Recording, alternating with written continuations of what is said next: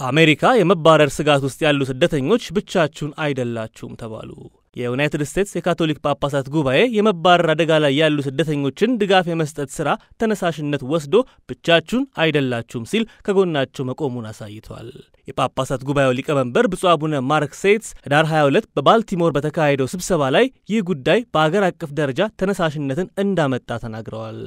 በመላው ሀገሪቱ ባሉ የካቶሊክ ሀገረ ስብከቶች ላይ ተመሳሳይ ንቅናቄዎችን ያሳየው ይህ ወቅታዊና አሳሳቢ አጀንዳ በአራት ቁልፍ ጉዳዮች ላይ ያተኩራል። እነዚህም መሰረታዊ ነጥቦች በአስቸኳይ የቤተሰብ ድጋፍ፣ መንፈሳዊ እርዳታና እንክብካቤ፣ የቤተ ክርስቲያን ትምህርት፣ በመጨረሻም የአብሮነት ጸሎትና ምስክርነት እንደሆኑ ተነስተዋል።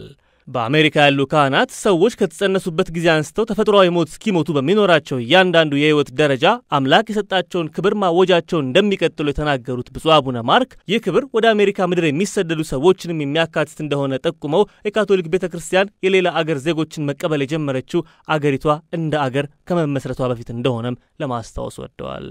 የሳን ዲዬጎ አገረ ስብከት በተስፋና በእምነት መንፈስ ለስደተኞች የመቆም ስራውን ነሐሴ 4 መጀመሩንና ስደተኞች የፍርድ ሂደታቸውን በሚከታተሉበት ጊዜም ሳይቀር የሚያደርገውን መንፈሳዊ ድጋፍ እንደ ምሳሌ ያነሱት አቡነ ማርክ ሌሎችም ብዙ አገረ ስብከቶች በተመሳሳይ ሁኔታ ይህን ተነሳሽነት አስቀድመው ወስደው መጀመራቸውን ጠቁመዋል።